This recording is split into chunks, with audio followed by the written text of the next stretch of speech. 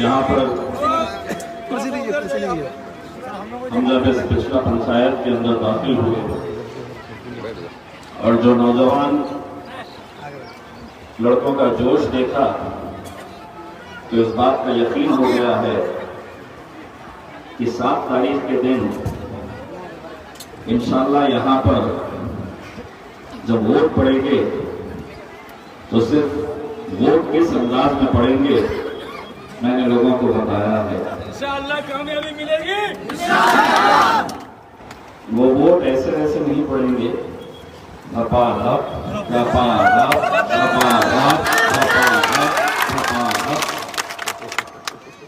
ये जो अधिकारी अंदर बैठे रहेंगे वोटिंग के टाइम के ऊपर, और जब उनका अधिकारी पूछेगा या हम असद साहब यहाँ पर इफ्तिखार साहब को फोन करके पूछेंगे कि पिछली पंचायत में वोटिंग कैसी चल रही है, तो इफ्तिखार का ये नहीं कहना कि अच्छी चल रही है, अपने अंदाज में कहना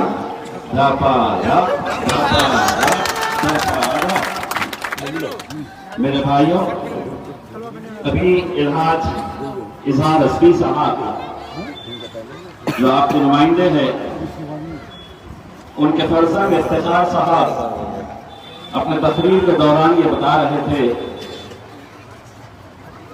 कि मजलिस की हवा कैसे चल रही है, विरोधी पक्ष की पार्टियां कैसा प्रचार कर रही है कि यहाँ हवा कम चल रही है, यहाँ हवा नहीं चल रही है।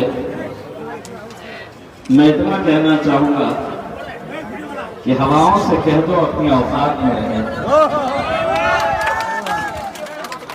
हवाओं से कह दो अपनी औकात में रहे।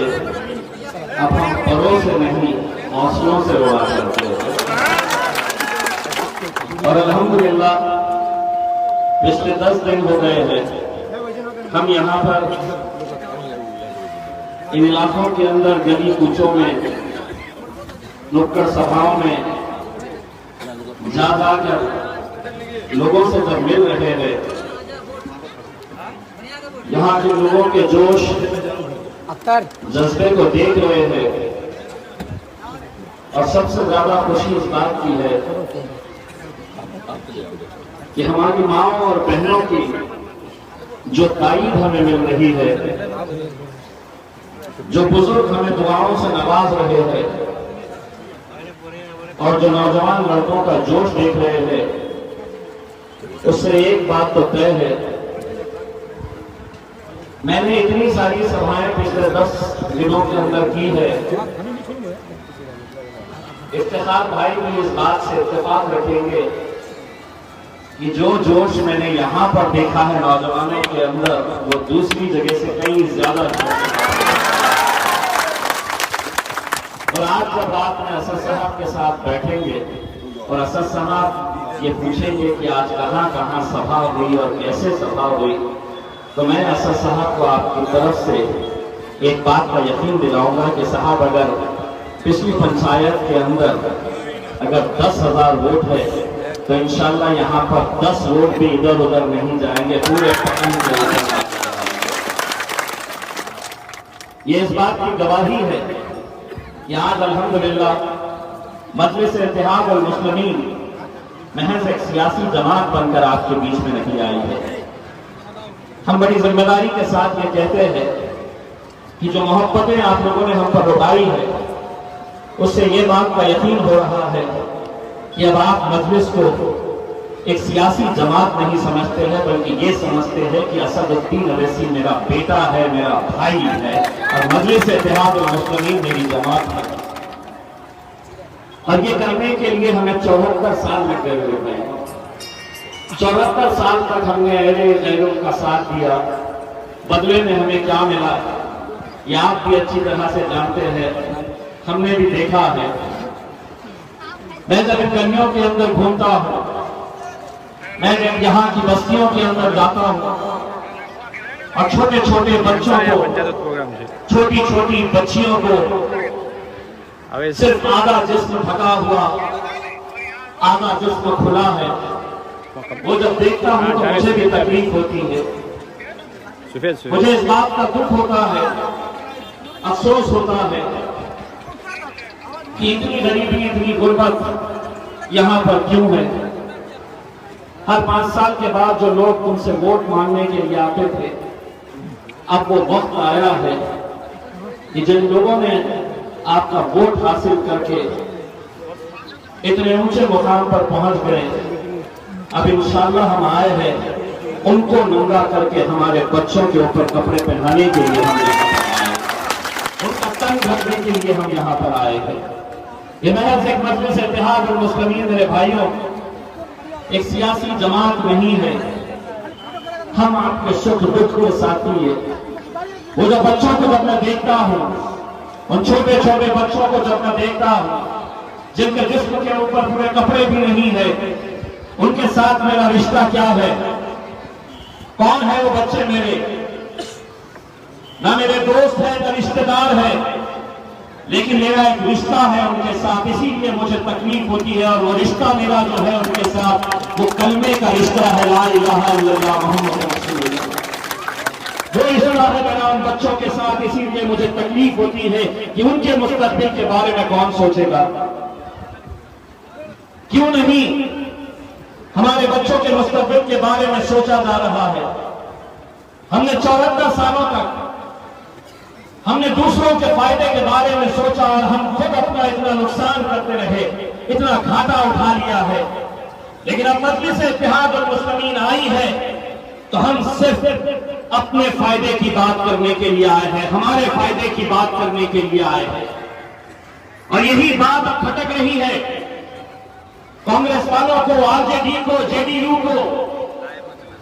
ये लोग ये समझते थे कि ये जो मुसलमान कौम यहां पर बैठी है ये हमारी जागीर है, इनका वोट मतलब हमारा अधिकार है, ये वोट हमसे कोई छीन नहीं सकता और नहीं छीने थे किसी ने भी। 74 साल तुम्हारे को ही देते आए थे। मजलिस तो अभी आई है बिहार के अंदर, लेकिन इन 74 साल की वफादारी का क्या सजा मिला हमें? क्यों हमारे बच्चे आज भी बिहार के नौजवान रोजी रोटी के लिए हिंदुस्तान के कोने कोने में जाते हैं?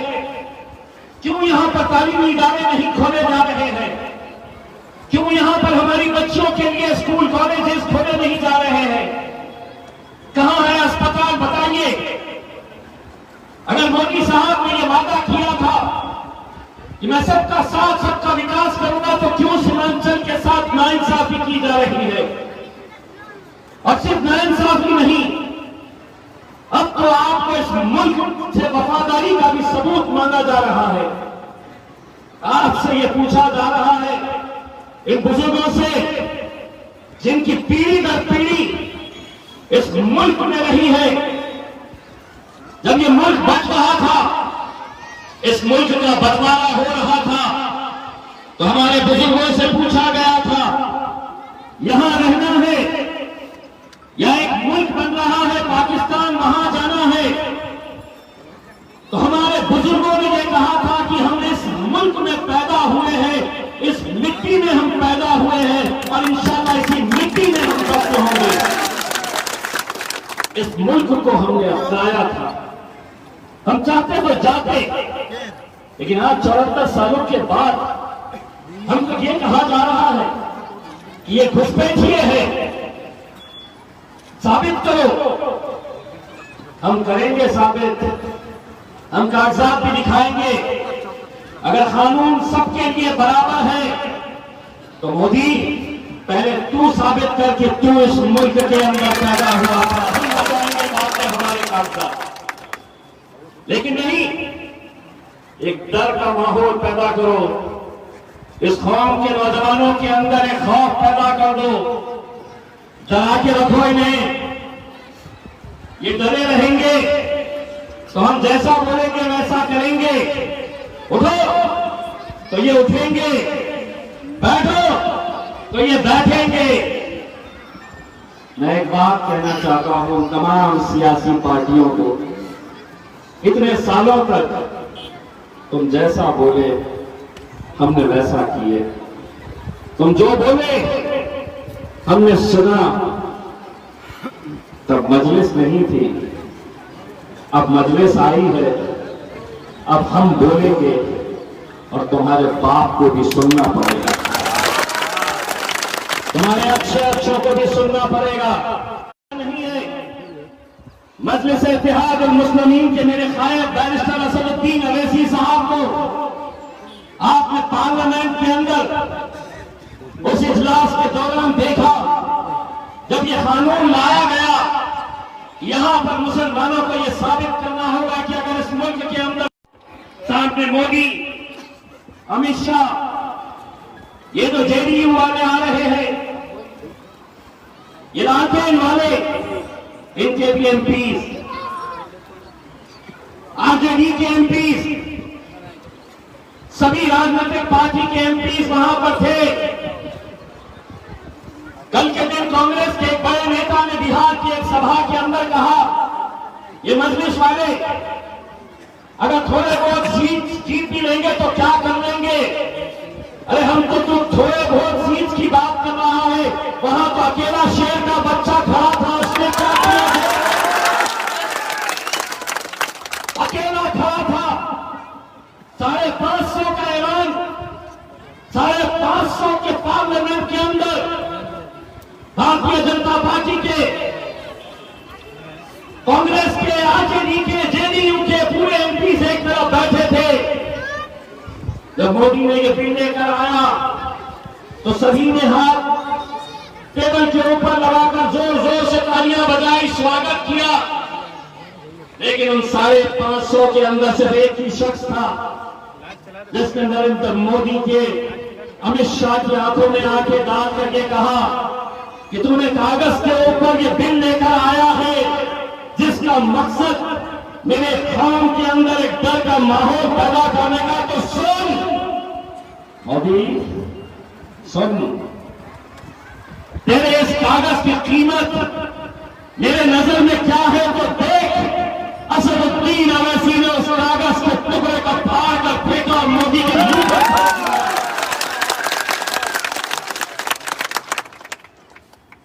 जब वो कर रहे थे, और मैं अक्सर उन्हें पार्लियामेंट के अंदर देखता हूं जब वो डट कर खड़े रहते थे, अल्हम्दुलिल्लाह ये बात सही साबित होती है दोस्तों। जब मैं असद साहब को पार्लियामेंट के अंदर देखता हूं तो जब लोग कहते हैं कि मुसलमान डरने वाली कौम नहीं है, मुसलमान अगर डरती है किसी से तो अपने रब से डरती है, अपने अल्लाह से डरती है।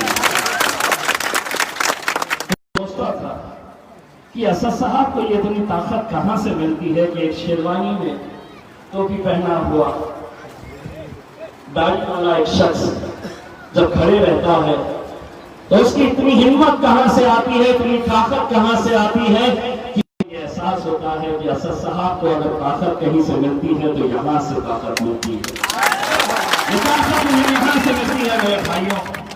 और आज उसी ताकत को और बढ़ाने का वक्त आया है। नहीं बटेंगे हम, ये जो कौम है ना, ये आरजेडी का मुसलमान नेता आएगा यहां पर, आपको समझाएगा, देखो इजहार रशीद साहब को वोट दिए तो वोट ऐसा हो जाएगा, वोट वैसा हो जाएगा, ये गठबंधन को नुकसान होगा, भारतीय जनता पार्टी जीत जाएगी, ये होगा, आपको समझाने की कोशिश करेंगे।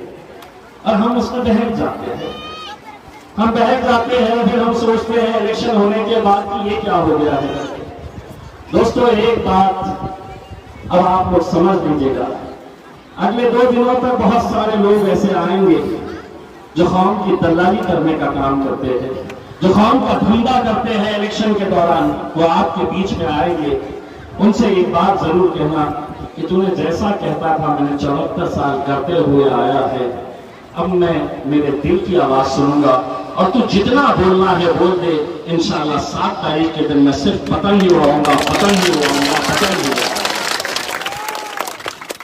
और मुझे यकीन है कि 10 तारीख के दिन जब नतीजों का दिन रहेगा दोस्तों, 5 तारीख के दिन 5 बजे प्रचार खत्म हो जाएगा। हम लोगों से कहा जाएगा कि अब आपको अपने अपने घर जाना है, यहां पर रहे तो आपके ऊपर केस हो जाएगा 5 तारीख के दिन हम 5 बजे आपको खुदा हाफिज कहेंगे, अल्लाह हाफिज कह के अपने अपने घरों की तरफ चले जाएंगे। ये कमान आप लोगों के हवाले देकर जाएंगे। हम यहां पर आए हैं, इतने दिनों से हम गलियों की खाक छान रहे हैं, तो दोस्तों इसलिए नहीं कि हमारा इसमें कुछ फायदा है। हम चाहते हैं कि हर शहर के अंदर एक असदुद्दीन अवैसी पैदा होना चाहिए। हमारे के अंदर एक असदुद्दीन अवैसी को तैयार करने के लिए आए हैं। हम चले जाएंगे, लेकिन 10 तारीख के दिन जब नतीजे आएंगे और वो नतीजे जब इफ्तिखार भाई मुझे फोन करके बोलेंगे कि इम्तियाज भाई धपाधप पर निकल गए हैं, तो उस दिन हमारा भी सीना चौड़ा हो जाएगा। दोस्तों, हम भी फख्र के साथ वहां पर बैठकर ये कहेंगे कि मैं भी गया था इनके बीच में। इस जीत के सेहरे में एक छोटा सा फूल मेरा भी लगा हुआ है, क्योंकि मैंने भी अपनी झोली फहराया था इन लोगों के सामने कि हमें वोट दे दीजिएगा, वोट दे दीजिएगा। और इतने वोट अल्हम्दुलिल्लाह इन लोगों ने दिए कि खतरे खतरे से जमा होकर एक समंदर तैयार हो जाएगा। मेरे भाइयों, आज मैं अपनी माओं और बहनों से ये गुजारिश करना चाहूंगा,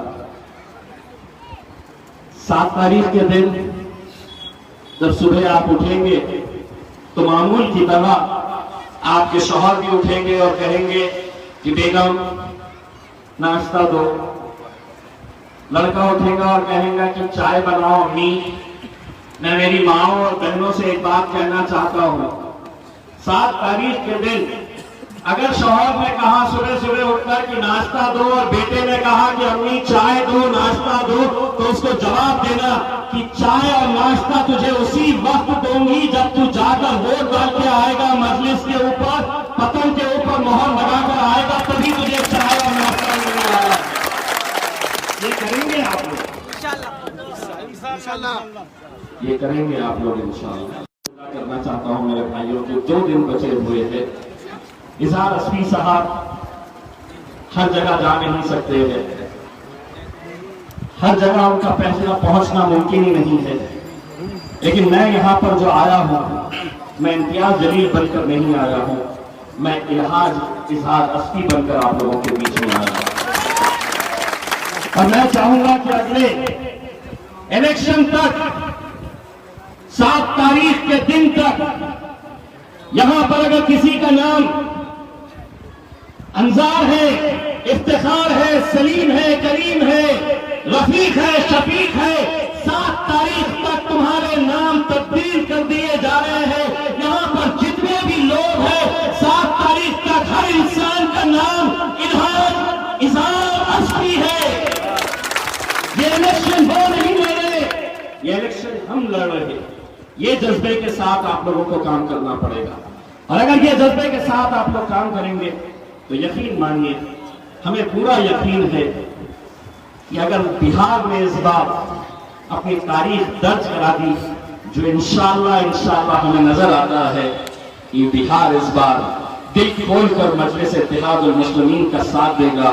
मैं आपको यकीन दिलाता हूं कि एक बार बिहार ने मजलिस को कामयाब कर दी, इस मुल्क से मुसलमानों की क़यादत को हम कभी खत्म नहीं होने देंगे। और बिहार जो है एक तारीख दर्ज कराएगा कि यहाँ पर सबसे ज्यादा विधायक अगर कहीं से चुनकर आए तो वो बिहार राज्य ने दिया था। और एक बार बिहार हमारा साथ चले गया तो यकीन मानिए हिंदुस्तान के अंदर हम अपने पैर फैलाएंगे, मुसलमानों की क़यादत खड़ी करेंगे। और यहाँ पर जो मुसलमानों के बहुत सारे मुद्दे होते हैं, चाहे वो स्कूल्स के हो, कॉलेजेस हो, उन मुद्दों के ऊपर हम गौर करेंगे। सियासी जमातें हैं, कोई हारेगा कोई जीतेगा, हर 5 साल के बाद कोई आएंगे, वो राजनीतिक पार्टियां भी आएंगी जो आपसे वोट मांगेगी। उनसे एक बात जरूर पूछना कि जिस दिन जब ये बिल पास हो रहा था तुम खामोश क्यों थे? मैंने तुम्हारे ऊपर भरोसा करके तुम्हें वोट दिया था, वहां तक पहुंचाया था, आज किस सूरत से तुम मेरे पास दोबारा वापस आ रहे हैं? ये पूछिए दोस्तों मेरे भाइयों, क्योंकि हमने पूछना छोड़ दिए। हम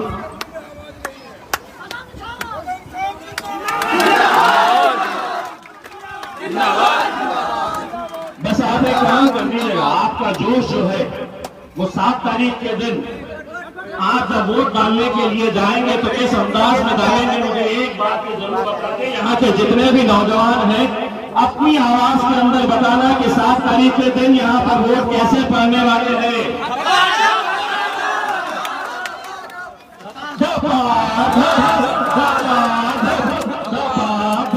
इंशाल्लाह ये जीत हमें यहाँ पर नसीब होगी।